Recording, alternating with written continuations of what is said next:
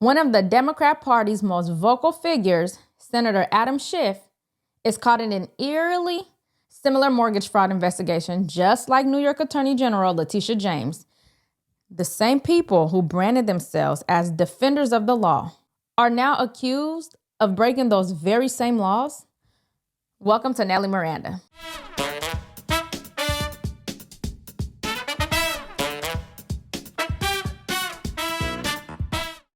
Before we get into this video, please like and subscribe as it really helps support the channel, and tap the notification bell so you never miss an update. The complaint said he listed both as such between 2002 and 2020, violating state and federal laws. They allege Schiff has been claiming dual primary residences for more than a decade, all while enjoying tax exemptions intended for homeowners. Schiff has owned a spacious 3,420 square foot home in Maryland for years, yet has at the same time taken a homeowner's tax exemption on his much smaller 650 square foot condo in Burbank, California, designating it as his primary residence. The maneuver resulted in a $7,000 reduction in property taxes for the congressman, they allege.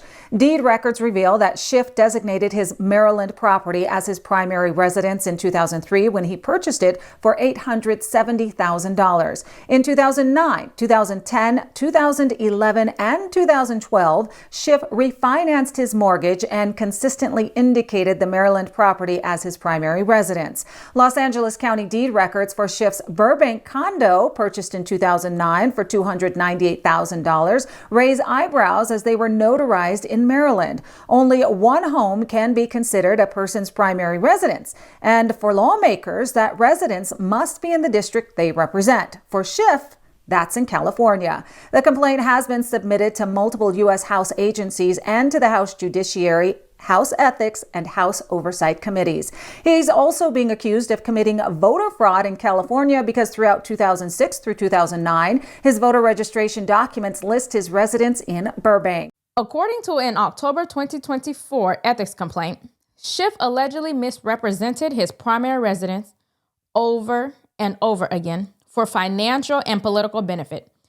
Here's the core accusation. Schiff refinanced his Maryland home in Potomac multiple times between 2009 and 2013. Each time, he swore under penalty of perjury that this would be his primary residence. Now, why would that matter? Because declaring a property as your primary residence often qualifies you for lower mortgage rates, tax benefits, and easier loan approvals. Why? Because lenders believe that you are more likely to pay the mortgage on the home that you live in versus an investment property. So it's a classic game. Declare residence where the banks want you to live, but vote where your district wants you to represent. And that's exactly what Schiff is accused of doing. While claiming that Potomac Mansion in Maryland as his main home on his mortgage paperwork, he was also registered to vote in California's 30th district, serving in Congress and collecting that paycheck while living hours away. Sounds familiar? It should, because another high-ranking Democrat is accused of doing the same exact thing. Now, can you guess who? None other than Letitia James, New York's top law enforcement officer. The Department of Justice is being asked to investigate after the director of the Federal Housing Finance Agency claimed that James falsified records for home loans in Virginia.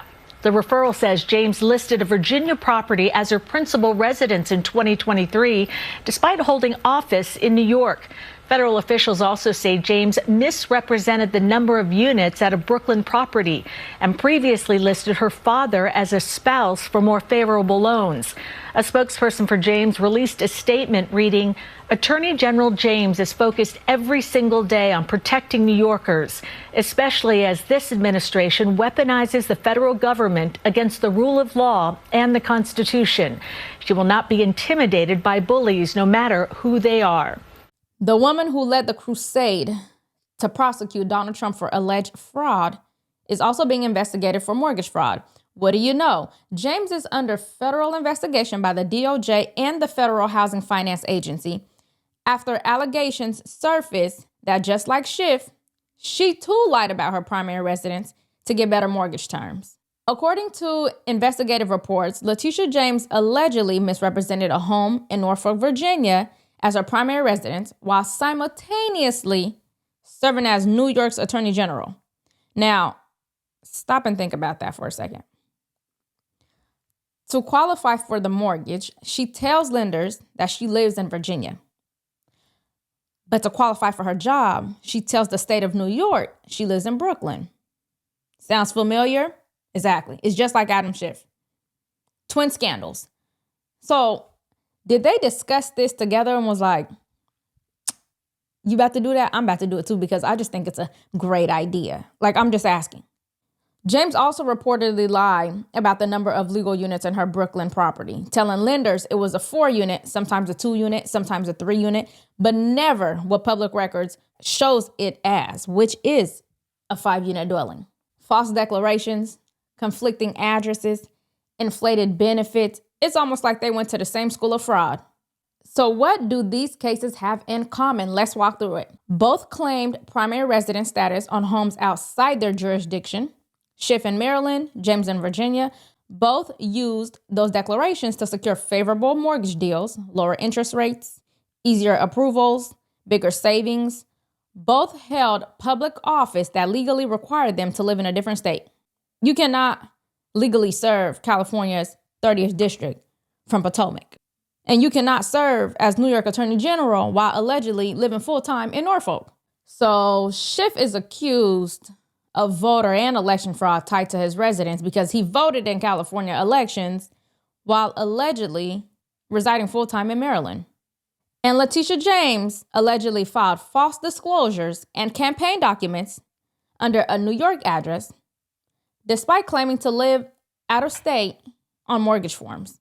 And here's the best part. Both of these people use their offices to prosecute others for the same kind of misconduct, the hypocrisy. Letitia James literally filed lawsuits against landlords and property owners for falsifying housing data. Adam Schiff spent years accusing others, mainly Trump, of being lawless and corrupt. Whole time, he's lawless and corrupt. Now, you think 2 Democrats being investigated for fraud would be a national story, but nope. Where are the primetime specials? Where's the nonstop CNN coverage? Instead, we get silence, or worse, defense.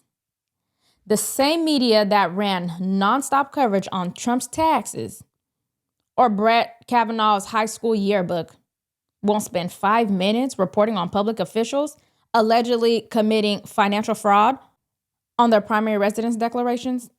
This is disgraceful. And it proves once again that there's one set of rules for Democrats in power and a very different set for everyone else.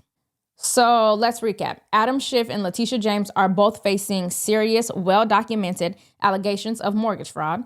They allegedly lied to banks, Schiff lied to election officials, and both used their public positions for private gain, and yet they're still sitting in their office collecting your tax dollars and pretending they're the moral authorities. Now, will the DOJ actually follow through, or will Schiff and James get the same sweetheart protection that we've seen over and over again? Let me know in the comments. And while we're on the topic of scandals, did the Biden White House have a cash for pardon scheme? Congressman, it's a pleasure always to have you on. It's so good to see you again. What is your reaction to what you just heard? Should there be a special counsel appointed at the Justice Department to probe this? Because we're hearing a lot of bad information coming out of what really happened. I think so. I think you're going to see a lot of this. That rush you're hearing in Washington now is the senior staff members of Joe Biden's administration lawyering up, because they're going to have to show, somebody's going to show the paper trail from where some of these pardons and other things that went on the last few months, the thousands of pardons that were given. There's no way in the world Joe Biden knew who they were, Liz, and you know good and well that there had to be a transaction. In Tennessee, years ago, we had a governor before Lamar Alexander that was called clemency for cash, and they were literally selling pardons, and they had to swear Lamar Alexander in early. Now, fast forward to today's time, where the paper trail with the computers and everything else. I believe there will be one, but I suspect in the end, everyone will throw it on Joe Biden's lap, and then he will be incoherent. Wait, do you think, we'll so let me just be walk. clear, but you're saying there could be cash for pardons involved here. like with that other case. I mean, because we have Senate Judiciary led by Senators Eric Schmitt and John Cornyn. They're not going to investigate at Senate Judiciary. They're going to hold hearings in Senate Judiciary next month. They're also asking for a DOJ investigation. I mean, this hit the U.S. It impacted the war in Ukraine. He opened the borders. It hit U.S. energy. And Speaker Johnson says Biden did not know he signed an order that banned the export of U.S. liquid natural gas. And now you're saying there could be a cash for pardon scheme involved. Yeah, if Schmidt gets a hold of him over the Senate, he's one tough customer. He'll take care of it. But the truth is something had to transact, Liz. Somebody just didn't walk up to that auto tin and tell somebody, one of these staffers, to do it. There had to be a transaction or something. So, yeah, that is exactly what I'm saying. This White House, the prior White House, basically had a cash register there. If you look at the transactions. This is one of the most jaw-dropping political scandals that I have ever seen outside of France. Because if it turns out that the Biden administration was actually accepting cold, hard cash in exchange for presidential pardons, then we have to call it what it is. They're running the White House like a trap house and not a government. Allegedly. I don't know. I'm just running my mouth.